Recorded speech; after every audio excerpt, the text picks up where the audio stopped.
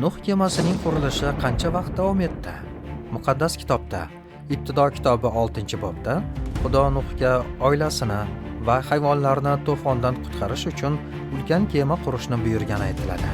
Matnda aniq yillari ko'rsatilmagan, ammo buyruq berilgan paytdan to to'fon kelguncha o'nlab yillar o'tgani ma'lum.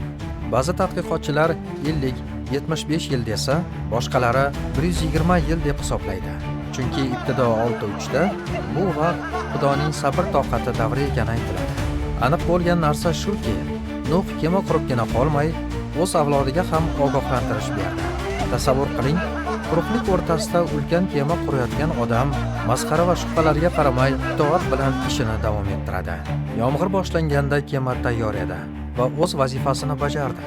Bu hikoya sabr, iymon va qat'iyat ramzidir. Hatto va'da yillar talab qilsa ham, Xudoning maqsadiga sodiq qolishni ko'rsatadi.